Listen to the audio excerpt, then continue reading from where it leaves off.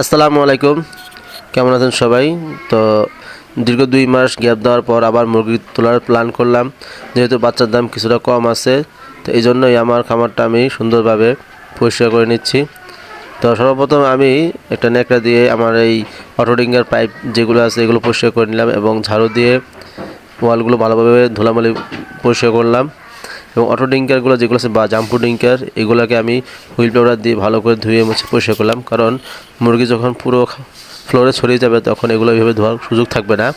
তো যার কারণে আমি এইভাবে ধুয়ে নিলাম এবং আমার পুরো ফ্লোরটা পানি দিয়ে সুন্দরভাবে পরিষ্কার করলাম। কারণ পানি দিয়ে ধোয়ার পরে যখন আমি চুন দিব তখন এটা একদম জীবাণুমুক্ত হয়ে যাবে। তো চুনটা আমি পানিতে ভিজিয়ে নিলাম এবং নেড়ে চেড়ে এগুলোকে ভালোভাবে পানিতে মিশিয়ে নিলাম, নিয়ে এগুলোকে ফ্লোরে দিয়ে ঝাড়ু দিয়ে ভালোভাবে মিশিয়ে দিলাম, কারণ যাতে কোনো ধরনের জীবাণু না থাকে। এবং এটা দেওয়ার পর পুরো ফ্লোরটা একদম সাদা হয়ে গেছে। ইনশাআল্লাহ এইভাবে 2-3 দিন রেখে দিব, তারপরে ব্রুডিং রেডি করব।